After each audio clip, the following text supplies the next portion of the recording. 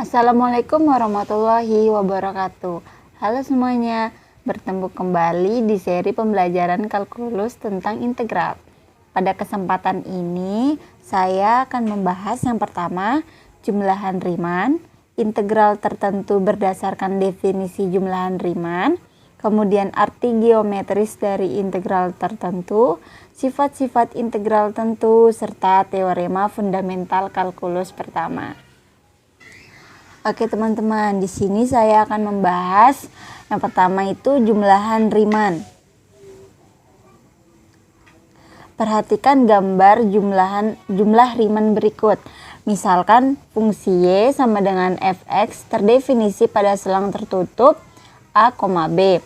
Pada interval tertutup a, b dibuat partisi menjadi n subinterval yang tidak perlu sama lebar dengan delta xi sama dengan xi kurang xi dikurang 1.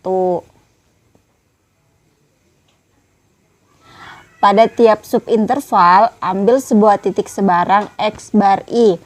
I sama dengan 1, 2, sampai n, yang mungkin saja titik ujung. Kita sebut sebagai titik sampel.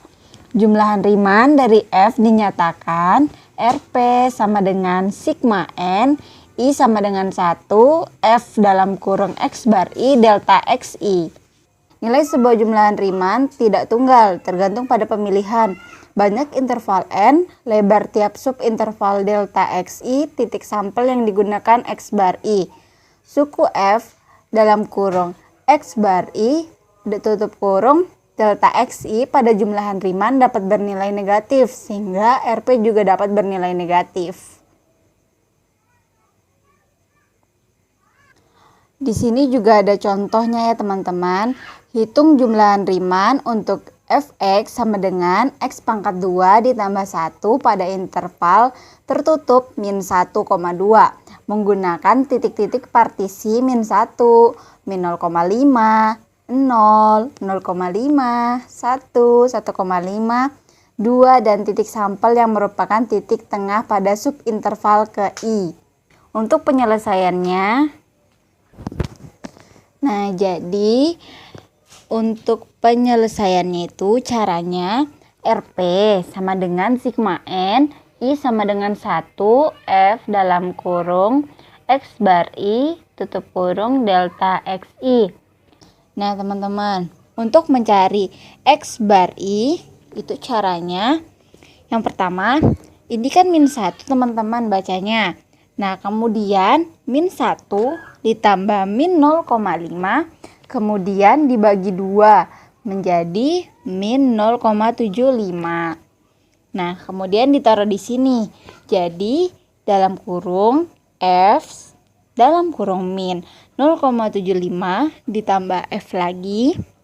Kemudian teman-teman, min 0,5 ditambah 0 kemudian dibagi 2 didapatkan sehingga dihasilkan min 0,25.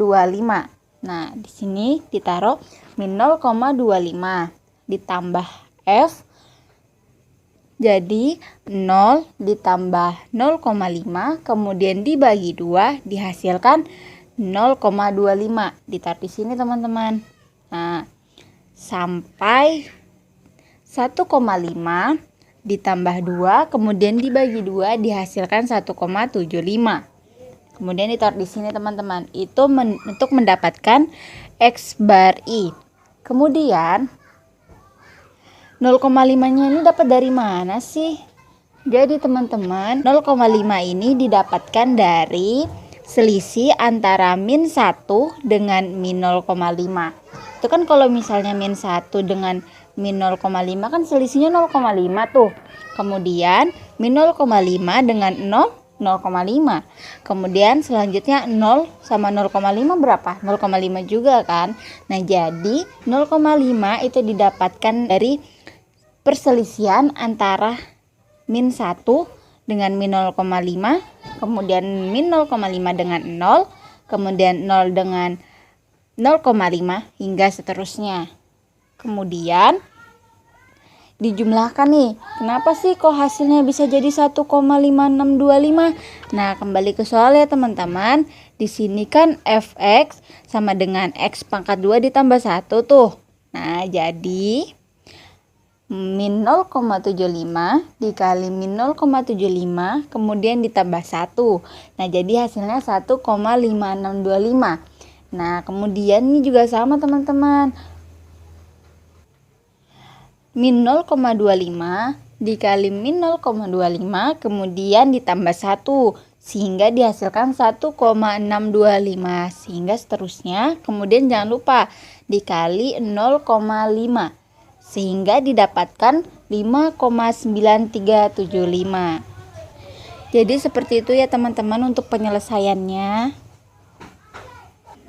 Oke, sekarang kita lanjut ya di integral tertentu berdasarkan definisi jumlahan Riemann. Nah, di sini misalkan f terdefinisi pada interval a, b, fungsi f dikatakan terintegralkan pada interval tertutup a, b jika limit p menuju 0 sigma n i sama dengan 1 f dalam kurung x bar i delta x i.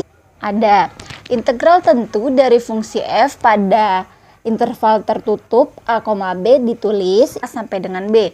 Fx dx didefinisikan sebagai integral a sampai b fx dx sama dengan limit p menuju 0 sigma n i sama dengan 1 f dalam kurung x bar i delta xi, di mana p itu dibaca norm p teman-teman sebagai panjang dari subinterval yang paling lebar. Nah, jadi dalam kurung norm p sama dengan max delta xi 1 kurang dari sama dengan i kurang dari sama dengan n. Arti geometris dari integral tertentu. Nah, secara matematis dinyatakan integral a sampai b fx dx sama dengan a itu atas dikurang a bawah. Jadi integral a sampai b fx dx sama dengan a atas dikurang a bawah.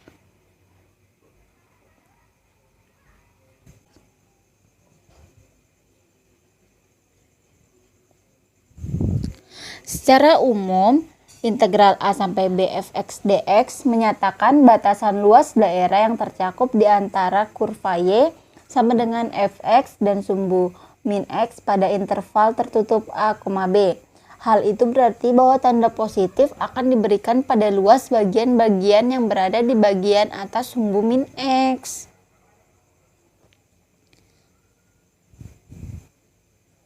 Kemudian sifat-sifat integral tentu. Jika a sama dengan b, maka integral a sampai b fx dx sama dengan 0. Integral a sampai b fx dx sama dengan min integral a sampai b fx dx. Sifat linier misalkan k konstanta, maka integral ab kf dalam kurung x dx sama dengan k integral ab f dalam kurung x dx. Kedua, integral a sampai b fx plus minus gx dx sama dengan integral a sampai b fx dx plus minus integral a sampai b gx dx.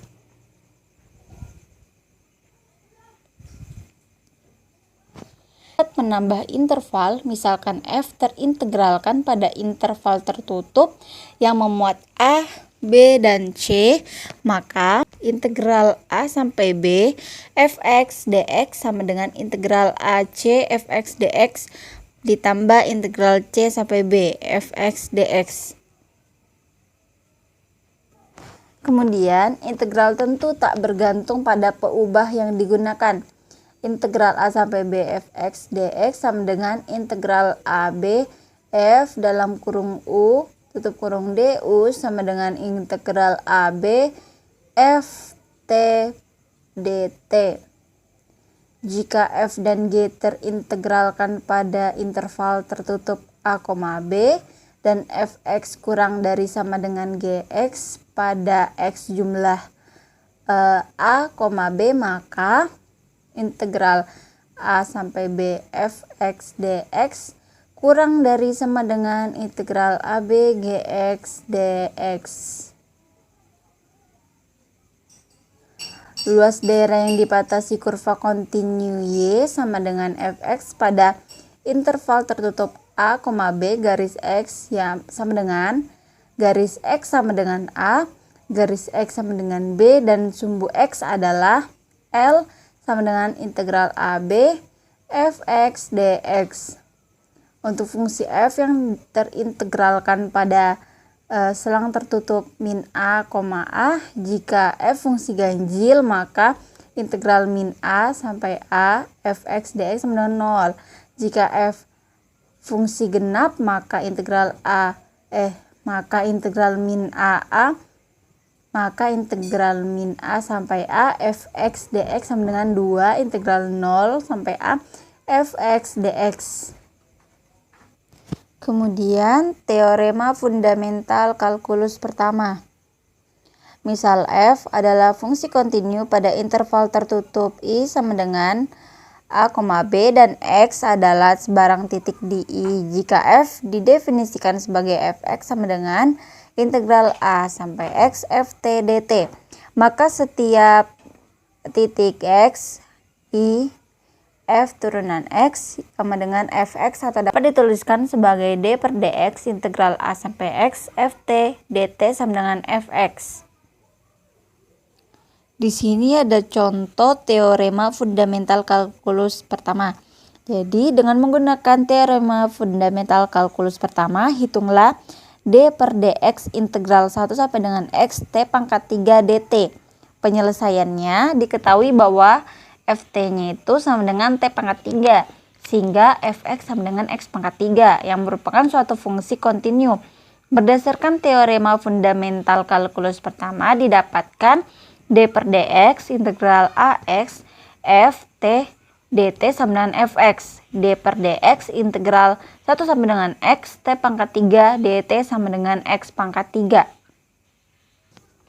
Jadi teman-teman perhatikan ya, ini ada contohnya nih. Semisalnya integral 1 sampai S T pangkat 3 dikali DT itu jika di sininya S, maka di sininya D per DS. Nah, jika di sininya R, maka D per DR. Dan semisalnya di sininya S, maka di sini D per DS ya teman-teman. Jadi teman-teman sudah tahu kan D per dx itu dapat dari mana sih? Jadi jangan lupa ya untuk perhatikan yang ini.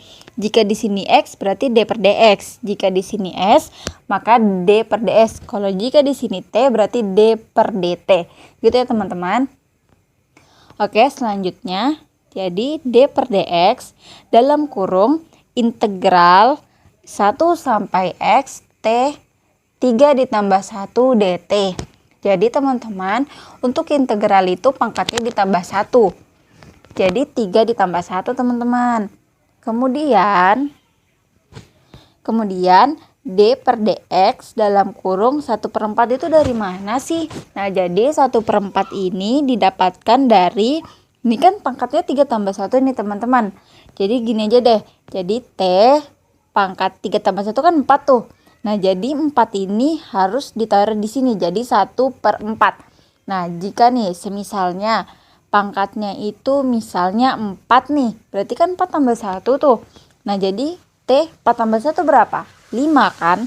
Nah, jadi di depannya ini 1/5 gitu teman-teman.